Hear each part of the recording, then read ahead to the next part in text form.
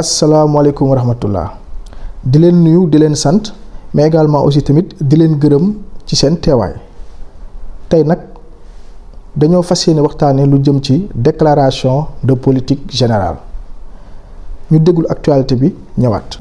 ci seen jàkkaarloo ak taskatu xibaar yi nag groupe parlementaire Benno Bokk Yaakaar ñëwaat nañ ci génn ñi nga xam ne ñoom ñooy député Yewwi Askan Wi ñoom nag li ñu sàkku mooy premier ministre bu mu ñëw def li nga xam ne mooy déclaration politique générale ci assemblée nationale bi nga xam ne nii lu ñu duppee règlement intérieur bi dëppul ak yoon loolu nag ñi nga xam ne ñoom ñooy député Benno Bokk Yaakaar yi nee nañ li ni mel teguñ ko fenn. nee nañ règlement intérieur bi dafa faux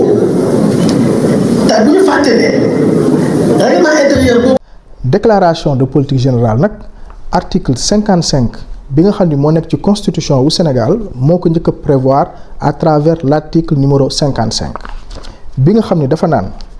après sa nomination le premier ministre fait sa déclaration de politique générale devant l'Assemblée nationale. Cette déclaration est suivie d'un débat qui peut, à la demande du premier ministre, donner lieu à un vote de confiance. En cas de vote de confiance, celle-ci est accordée à la majorité absolue des membres de l'Assemblée nationale. Article bi mooy article 55 de la Constitution, loi constitutionnelle numéro 2021-41 du 20 décembre 2021. bii nag comme ni ma ko waxee moo prévoir lu ñu wax déclaration de politique générale. balaa ñuy sori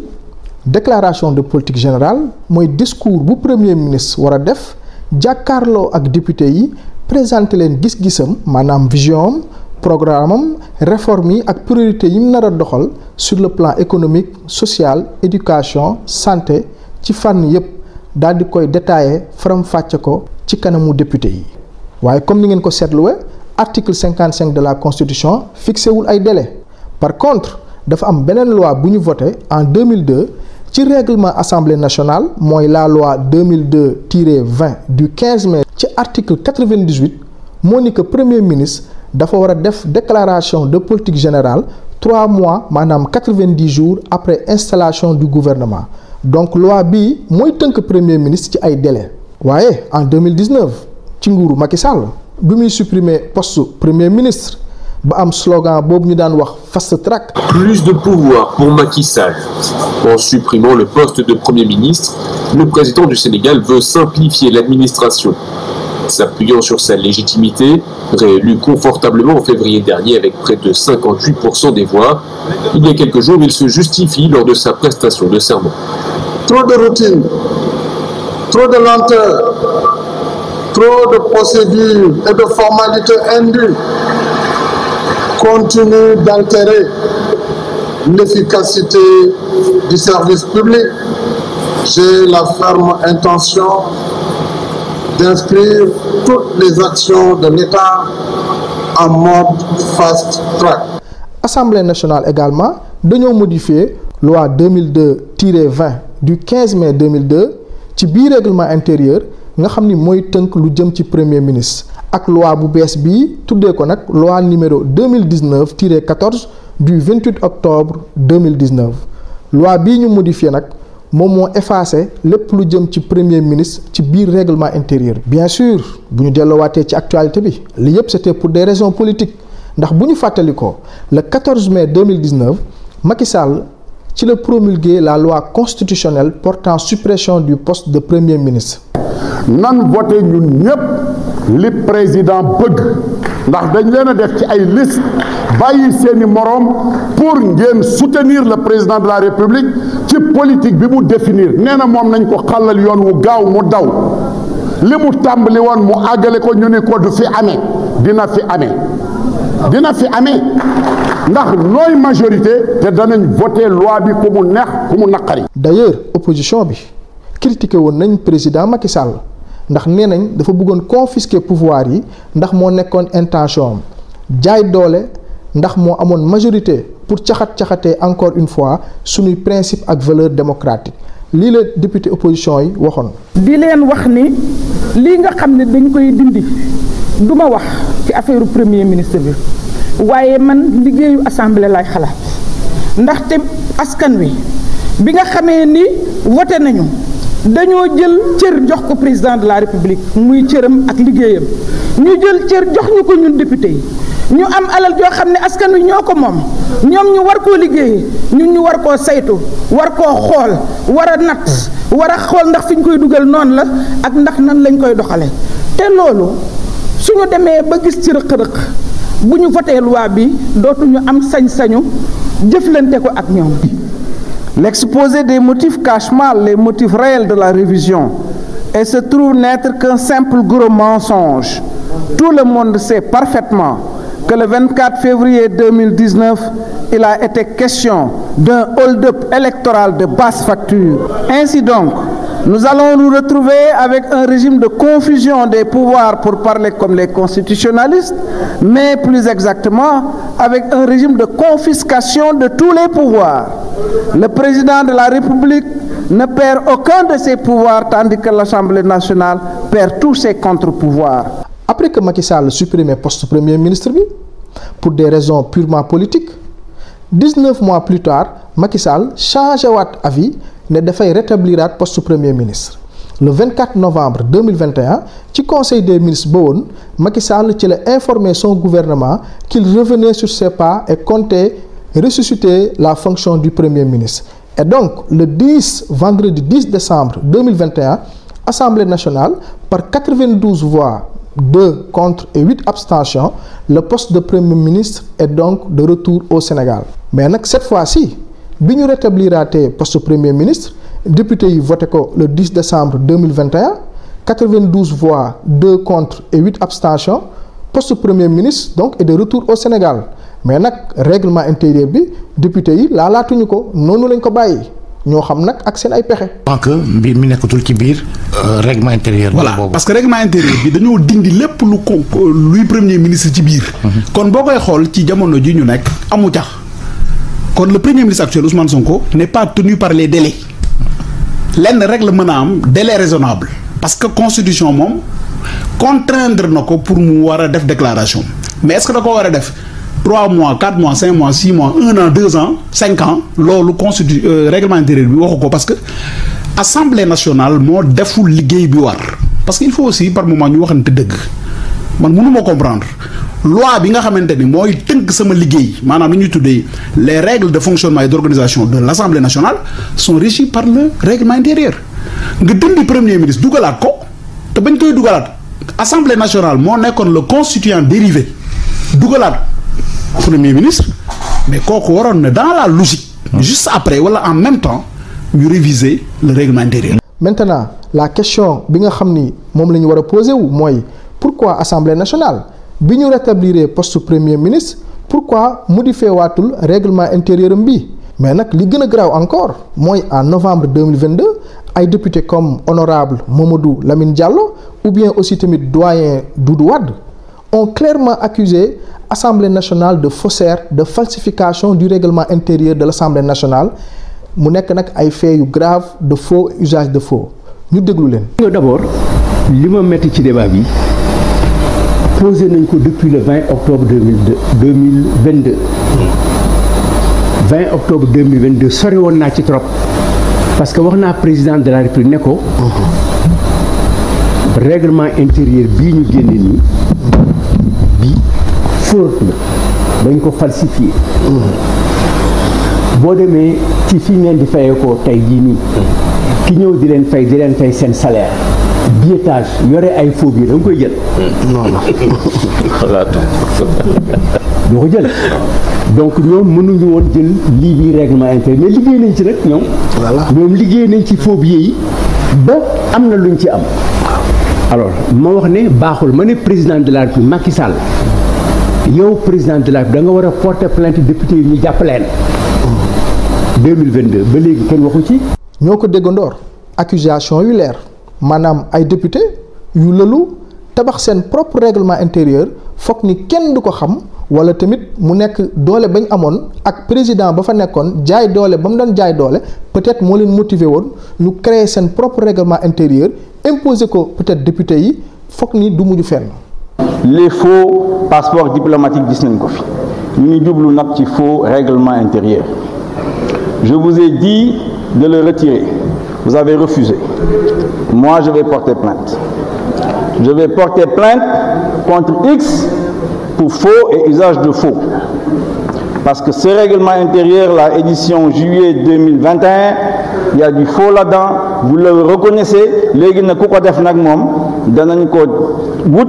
danañ ko porter plainte contre moom parce que c'est extrêmement grave de falsifier un règlement intérieur de l'Assemblée nationale et de se mettre à la place de l'Assemblée nationale. Donc problème bi c'est pas Ousmane Sonko le premier ministre bi nga xam ni le respect de la loi dafa bokk ci ay principes am. D'ailleurs depuis conseil des ministres bi nga xam ne amoon na le 5 juin 2024 Ousmane Sonko fësal na ni ci kanamu président de la République Bassirou Diomaye Faye que dans les prochaines semaines day dem Assemblée nationale pour def déclaration de politique générale. Maintenant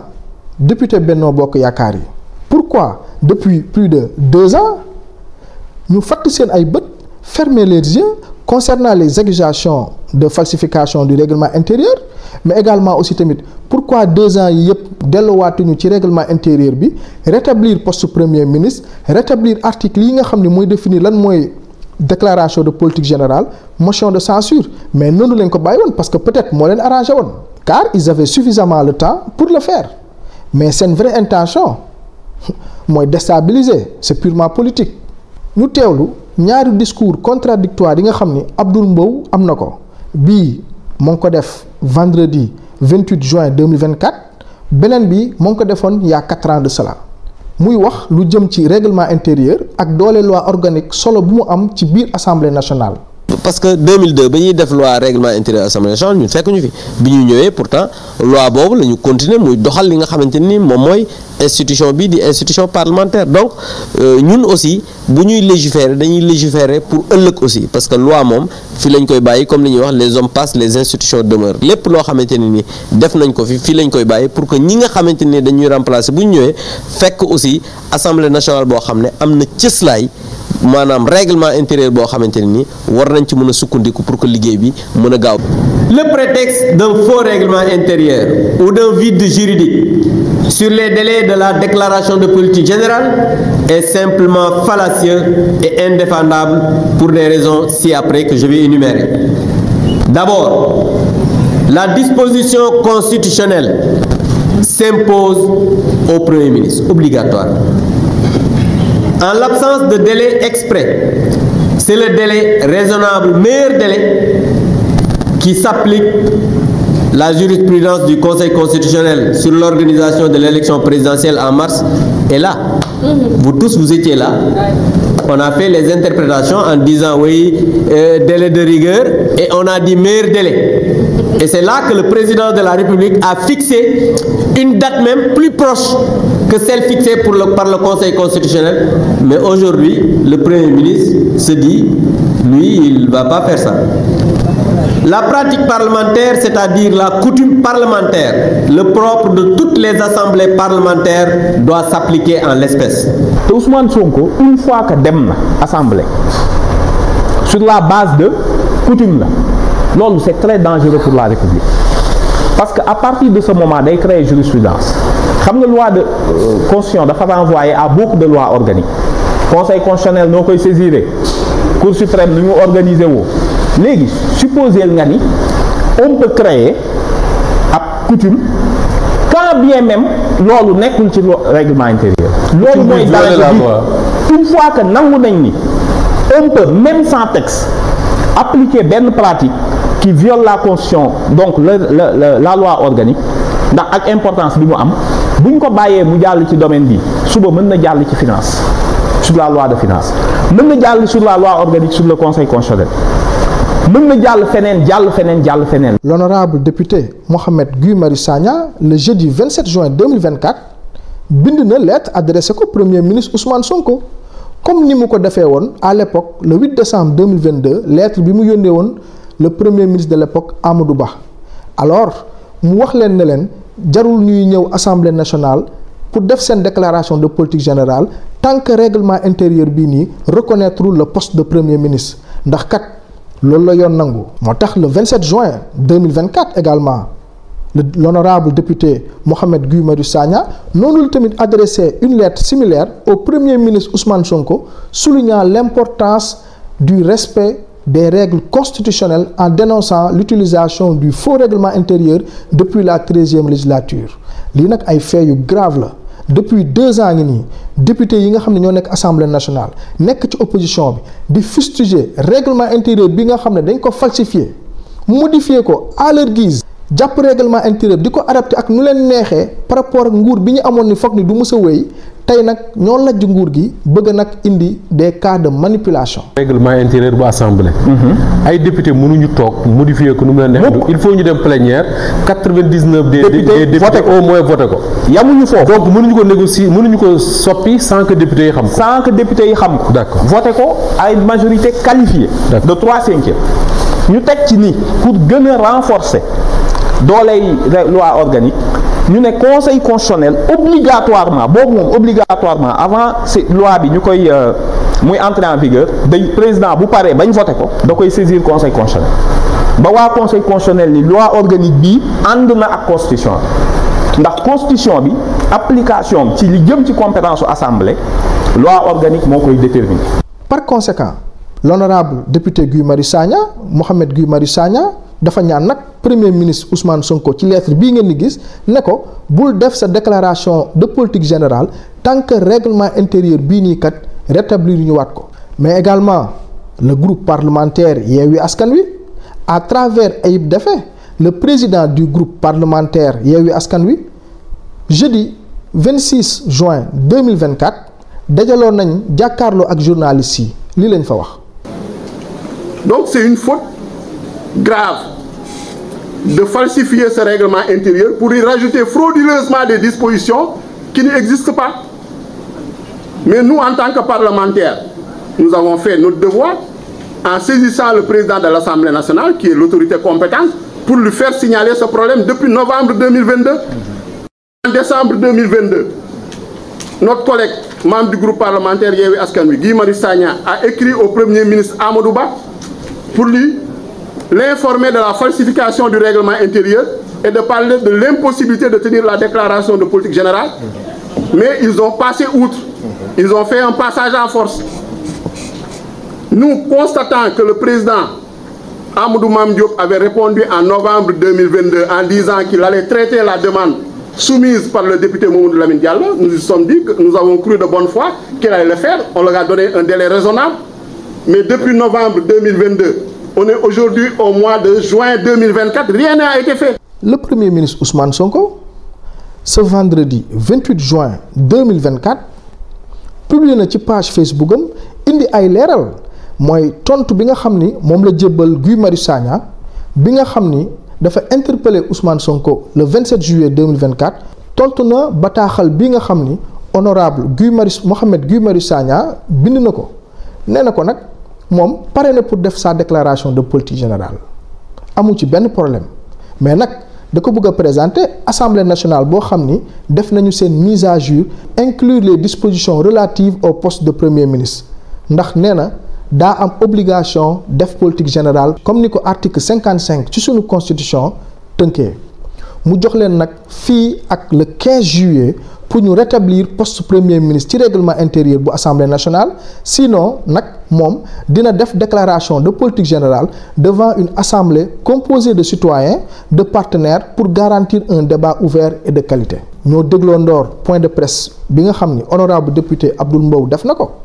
maintenant nag ñoom lu jëm ci affaire u règlement intérieur arrangé wu leen loolu soxalu leen ndax bu leen soxaloon def nañ ko depuis 2 ans de cela rétabliraat règlement intérieur bi nga xam ni député yàgg nañ ko dénoncé kon boog lii ñoom soxalu leen maanaam loolu amulu leen solo respect des règles et des règlements lu am solo la ci gouvernement bu bees bi ak ci nguuru Bassirou Diomaye Faye parce que dañuy woote ne la rupture systémique di woote encore jubal jubanti li leen intéressé mooy attaquer Ousmane Sonko comme d'habitude sans réellement attaquer le fond des sujets cela prouve que ni Ousmane Sonko moo leen di déranger. fii lañ koy yemale tey vidéo bu gàtt bi c'était juste pour rétablir la vérité ndax en ces temps manipulation bi dafa bëri trop. Djibril Gueye membre de la coalition Diomaye président également du mouvement Sénégal Dignité pour tous moo leen fi teewaloon jërëjëf di leen joxaat dig daje beneen yoon par rapport ak actualité bi.